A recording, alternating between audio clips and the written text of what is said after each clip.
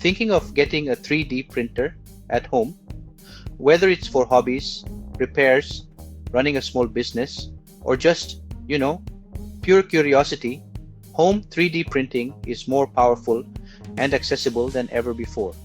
But with so many types, materials, and features out there, where do you even start? Well, this video is your complete beginner's guide to home 3D printing and how AI tools can help you along the way. So, what is 3D printing? 3D printing, or additive manufacturing, is basically the process of building a 3D object layer by layer from a digital design. It's kind of like sculpting in reverse. Instead of cutting away material, you're adding it bit by bit, usually from plastic or resin. At home, it's not just for tech geeks anymore. It's for makers, parents, artists, and even folks who just want to print a replacement knob for a washing machine. Now, let's talk about the main types of home 3D printers. When it comes to home 3D printing, there are really two main types of machines you'll hear about: FDM and resin printers. First up, FDM, or fused deposition modeling. This is the most common type out there.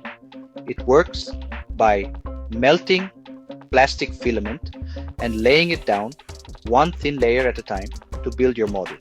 It's affordable, easy to learn, and just perfect for making functional parts, toys, enclosures, or even replacement household items. Then there's resin printing, which includes SLA and MSLA. These printers work a bit differently. Instead of melting plastic, they use light to cure liquid resin into solid layers. SLA, or stereolithography, uses a precise UV laser to draw each layer.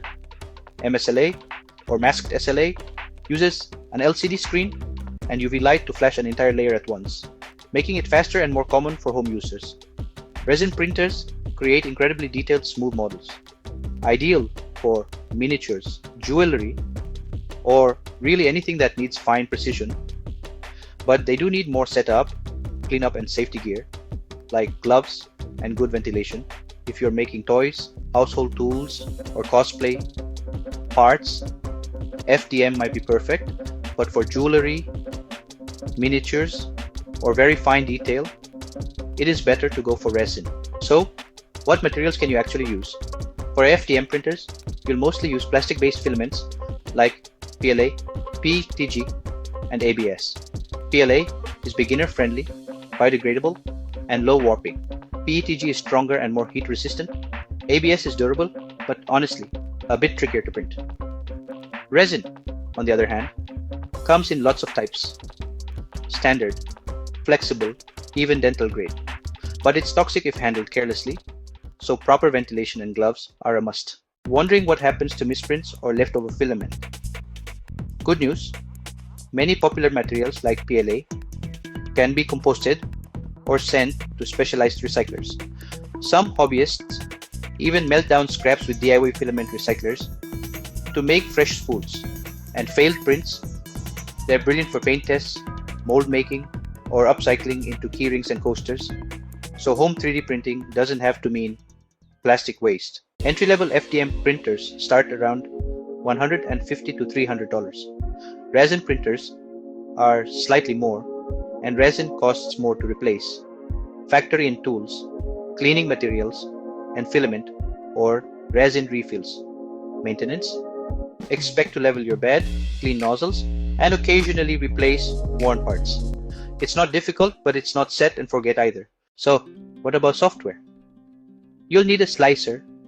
That's basically software that converts your 3D model into printable instructions. Some popular options include Cura, which is free, Prusa Slicer, or Lychee Slicer if you're working with resin. Now, if you're not a designer, honestly, no problem at all. Sites like Thingiverse, Printables, and Cults 3D host thousands of free and paid models, everything from phone stands to fantasy dragons, and you can download, remix, or even upload your own creations back to the community. So, where does AI come into 3D printing? Well, AI is quietly making 3D printing a lot smarter these days. Some slicers now use AI to optimize print paths and, reduce those annoying failures. Tools like ChatGPT, Autodesk's Fusion 360 Assistant, and AI-based Slicer plugins can help you troubleshoot errors, generate G-code snippets, suggest optimal print settings, or even walk beginners through their very first prints step by step. Some of the more advanced printers are starting to use AI to auto-detect clogs, adjust settings mid-print, or even learn from past errors. And honestly, these features are becoming more common in newer models. And hey, if you love to experiment, there are emerging text to 3D generators that can turn a written prompt into a printable model, which is super handy for sparking new ideas, even if you don't have traditional CAD skills. Alright, let's talk about how to choose the right printer. Here's a quick decision guide. For beginners or kids, go for a budget FDM printer with auto-bed leveling. If you're an artist or a miniature painter, try a mid-range resin printer. For durable, functional parts, you'll want a more advanced FDM model with PETG support. And if you're after low-maintenance printing, choose a model with AI-assisted calibration or remote monitoring. With the right setup, you'll basically have a mini factory on your desk, turning your ideas into real-world objects whenever inspiration strikes. Start small, learn as you go, and let the tech and maybe even a little AI help you bring your ideas to life. Thank you for watching this video. I'll catch you in another exciting one soon. Until then, goodbye and take care.